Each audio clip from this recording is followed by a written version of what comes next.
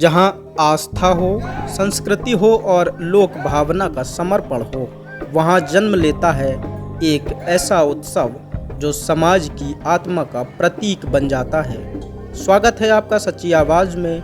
आइए आज हम उस सफ़र पर चलते हैं जो आस्था, संस्कृति और लोक भावना का पर्याय बन चुका है। 3 रातों तक चलने वाला यह आयोजन पूर्णिमा की रात्रि में अपने शिखर पर पहुंचता है और भव्य राम बारात के साथ संपन्न होता है। झिंझिया महोत्सव मोहाना 2025। इस कार्यक्रम की सबसे बड़ी खूबी यही है कि यहाँ मंच पर अभिनय करने वाले कोई प्रोफेशनल कलाकार नहीं, बल्कि गांव के वह आम लोग हैं जो दिन में खेती या मजदूरी करते हैं और रात में अपने अभिनय से समाज को झकझोर देते हैं। नाटक, गीत और अभिनय के माध्यम से यह लोग सामाजिक चेतना, समसामयिक घटनाओं और प्रेरक संदेशों को मंच पर जीवंत करते हैं। और यही इस महोत्सव की पहचान है, कला जो जनता से जन्म लेती है, जनता के लिए बोलती है। इस बार की राम बारात में कई ऐसी झांकियां रहीं जिन्होंने लोगों का ध्यान अपनी ओर खींचा।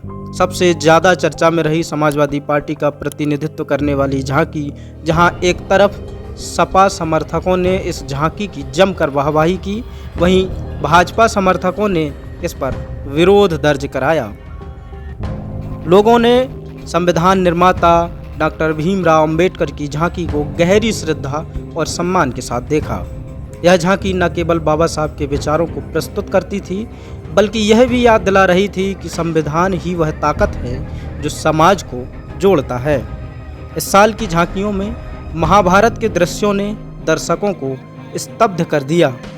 द्रौपदी चीरहरण की झांकी इतनी जीवंत थी कि लोगों की सांसें थम गईं, और सती के आत्मदाह के बाद उनके मृत शरीर को लेकर भटकते भगवान शिव की झांकी दर्शकों के लिए भावनात्मक क्षण बन गई। लोगों की आंखों में श्रद्धा और संवेदना दोनों दिखाई दे रही थी। भीष्म पितामह की सैया का दृश्य राम बारात की गंभीरता को और गहरा कर गया, जबकि बच्चों के लिए पूतना का किरदार डर और रोमांच दोनों लेकर आया। झिंझिया महोत्सव की एक विशेष परंपरा है शेरा बाबू और झिंझिया दाई का विवाह। यह प्रतीकात्मक विवाह कार्यक्रम की आध्यात्मिक आत्मा माना जाता है। पूर्णिमा के दिन बारात और रात में मंच से सांस्कृतिक प्रस्तुतियों के बाद अगले दिन सुबह होती है विदाई, जहां 2 मिट्टी के कलश, एक को दूल्हा और दूसरे को दुल्हन मानकर पूरे सम्मान और सुरक्षात्मक घेरे के साथ नदी में विसर्जित किया जाता है। यह परंपरा प्रकृति, संस्कृति और श्रद्धा के मिलन का प्रतीक मानी जाती है। गांव के बुजुर्ग कहते हैं, जैसे हर वर्ष झिंझिया दाई का विवाह होता है, वैसे ही गांव में सुख, शांति और समृद्धि बनी रहती है। 3 दिनों तक चलने वाले इस आयोजन को देखने के लिए 10 से 15 हज़ार से अधिक लोग एकत्रित होते हैं और हर ओर उत्साह और श्रद्धा का माहौल रहता है। जब से हम लोगों ने समझना सीखा है तो प्रतिवर्ष झिंझिया का प्रोग्राम देख रहे हैं प्रतिवर्ष, और बुजुर्गों से भी अनुभव किया है, उनसे भी बातचीत की है, तो यही वो बता रहे हैं कि प्रतिवर्ष हमने भी देखा है। लगभग करीब 100-150 साल पहले से ही प्रोग्राम होता आ रहा है प्रतिवर्ष झिंझिया महोत्सव।